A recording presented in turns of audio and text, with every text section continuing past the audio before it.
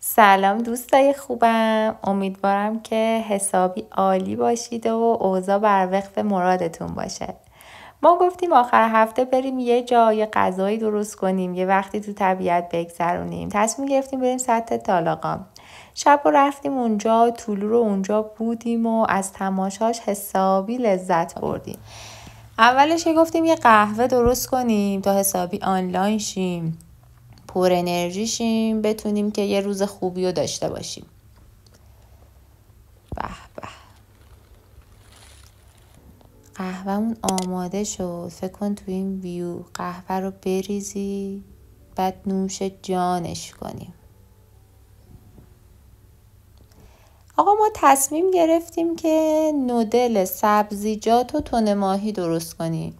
حالا برای این نودل سبزیجات و تن ماهی 2 تا هویج و 2 تا کدو، پیاز و سیر و پوره گوجه ما تصمیم گرفتیم که حالا توش بریزیم. شما هر سبزیجاتی که دلتون بخواد و میتونید توش اضافه بکنید.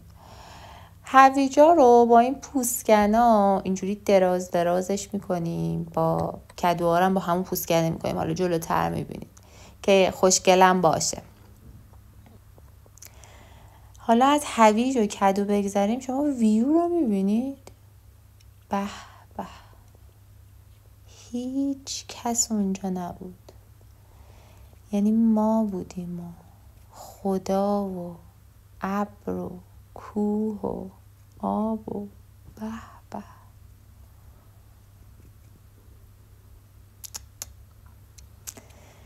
آی دلم خواست دوباره اونجا بودم. هویجا رو اینجوری که گفتم این شکلی میشه با اون پوستکنا.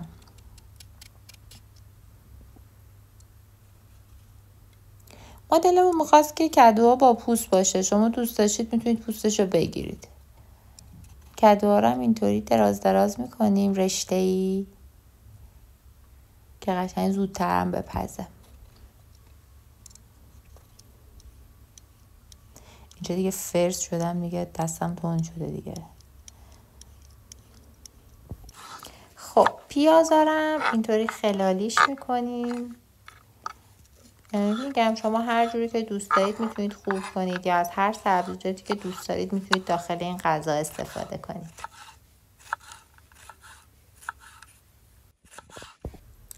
گوجه ها هم 2 مدل گوجه است دیگه. یه مدل رو که رنده میکنیم برای پوره و پختن، اون گوجه گیلاسی هم جلوتر میبینید برای خود تن ماهیه.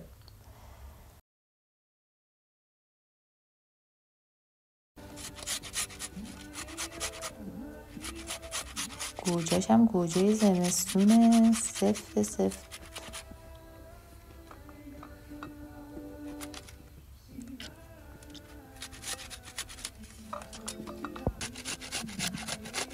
همچنان به رنده ادامه به به ویوره.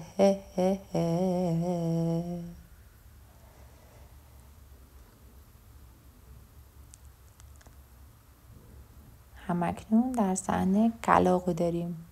کلاغ دوم سیاه قارو سر کن.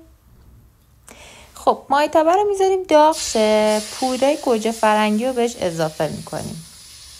فقط باید حواسمون باشه که نباید بذاریم آب گوجه گرفته بشه، چون که میخوایم سبزیجات داخل آب گوجه پخته بشه. یه سیرم بهش اضافه میکنیم، چون که کلن ترکیب سیر و گوجه همیشه ترکیب برنده است، خیلی ترکیبش خوشمزه میشه.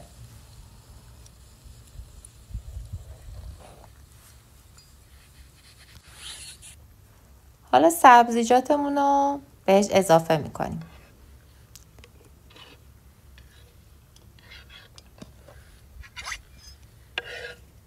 به به، رنگ و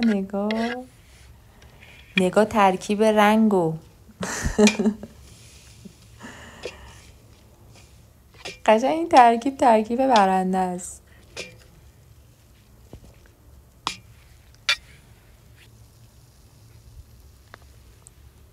درش هم میذاریم که سبزیجات حسابی بپزه.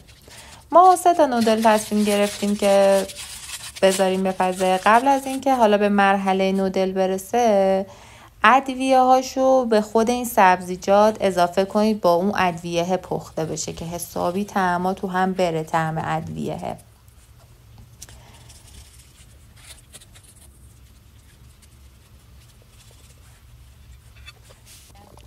تن ماهی هم که داره میقله، قله قله قله.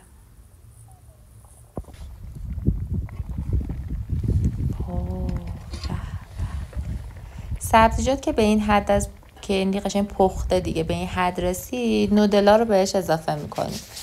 نودلا رو میذاریم، درش هم میذاریم که قشنگ نودله بپزه.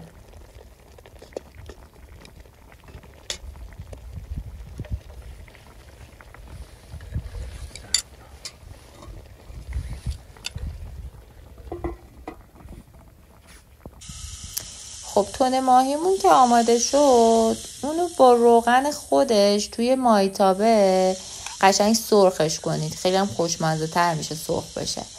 ما که تن ماهی چیلی رو انتخاب کردیم، خیلی خوشمزه است. با نودلم که چیز تند باشه خیلی خفن میشه. گوجه گیلاسی هم بهش اضافه میکنیم. خیلی خوشمزه شده بود.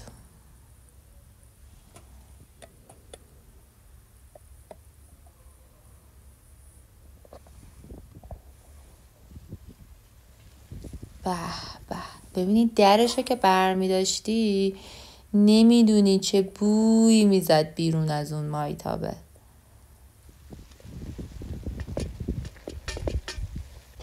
کلن آشپزی توی طبیعت خیلی میچسبه.